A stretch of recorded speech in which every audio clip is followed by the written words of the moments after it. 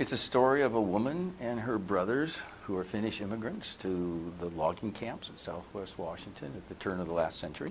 And she gets involved in labor politics and has a totally different idea of how the world should work and how she should fit into it than her brothers, one of whom is traditionally religious, the other who wants to just get rich. And she's going to fall in love with a guy who's totally into being an individual and just the opposite of her. It's personal in the sense that I grew up with Finnish language all around me. My mother's first language was Finnish, and my grandmother, and they spoke Finn to each other all the time. And I grew up fishing with my grandfather, who actually was a Swedish-speaking Finn, but so I commercially fished with him. And I grew up in a logging town, and the whole, so it is very much from my childhood and remembers, but the story obviously is made up. I mean, very few people appreciate what it takes to get a 2x4.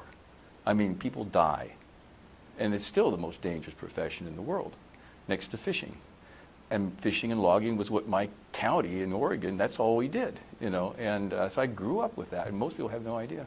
And the other one that I think is sort of the Grand Coulee Dam, 72 guys died building the Grand Coulee Dam, and we go, click, electric lights come on.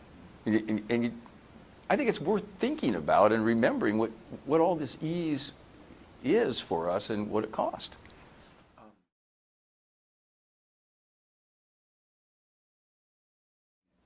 I was thinking more that I wanted to preserve that generation's story. That's really what was on my mind. I wanted very much to have people understand what it was like to come to the Pacific Northwest when there weren't any roads. I mean, this is in the early 20th century. People still had to use boats to get to places like, well, in my novel it's called Tapiola, but there was a town called Nacelle, which isn't there anymore. It was a timber town, lumber town, and then it's gone. But the only way you got there was by boat. There were no roads, and that was like 1910. You know, I mean, it's hard for people to imagine. Wow, you know, and the old growth forests. I mean, we don't see them anymore. And like I love to tell them, when I was a child, the log trucks would come through my little town, Seaside, Oregon. It was a logging town then. One log, one on a truck they couldn't carry anymore. And now there's like 35 or 40. And people forget, and so I didn't want it to be forgotten, and I didn't want the people to forget that these are little people. They're like this big, and it would take them. My uncle Yuka, who's also, I use his name in the book, said that it would take them sometimes 2 days to get one of these trees down, and because all they had was an axe and a saw and 2 guys, and then you had to buck it to length, and then you had to get it out. I mean, it was like, these are heroic efforts, and the irony, no more old growth forest. And the same with these dam builders. I mean, building these magnificent dams, and the Columbia River is a series of lakes. It's not, the only free-flowing part of the Columbia River goes through the Hanford Nuclear Reservation, where all the nuclear waste is, I hope, not leaking into it too rapidly, but we know it is leaking.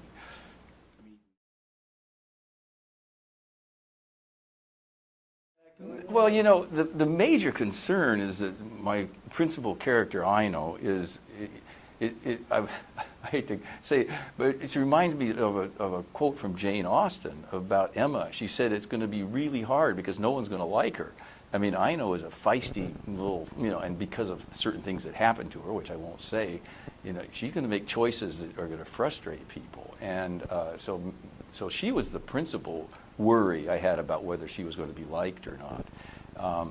But I have a view of unions and communism that's probably different than most people, because my grandmother was a communist. I mean, she had the daily daily worker, you know, on the kitchen table, and so I grew up with, you know, communists just being ordinary people, grandma making cookies and stuff, you know. I mean, it's really a different view than the sort of like, you know, Bolsheviks, you know. But so for that reason, I was able, I think I'm able to sort of, you know, they're just ordinary people, but they have a very different political viewpoint. But they weren't trying to overthrow the government. You know, they really weren't. They wished it would go away, but ours would go away sometimes ourselves, you know. So not much different there. I was struck with this idea. It's like very few people know about all of this. I mean, it's really amazing how we culturally forget that there was a labor movement and that it was crushed by the government using fear of foreigners. I mean, you know, I mean, it was just like, it was so similar to a lot of things that's going on today that I just thought, this is really interesting. And also I'm always was taken with Norse mythology and Norse sagas.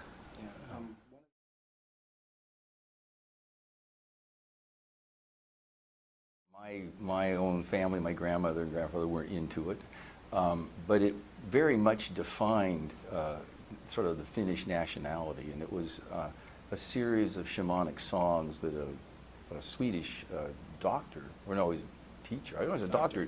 Yeah, a doctor named Long wrote, who, everything at that time in Finland belonged to Russia, and so he was just assigned to a very distant community to teach, and he started to realize that these songs that these people were singing were really ancient, and they had the same characters in different songs, and he collected them, and about 1850. And that became a sort of a touchstone for the Finnish language and Finnish nationality, which, you know, when the Bolshevik Revolution hit in 17, the Finns broke free from Russia at the same time, and the Kalevala was very important. Sibelius did a lot of music based on the Kalevala.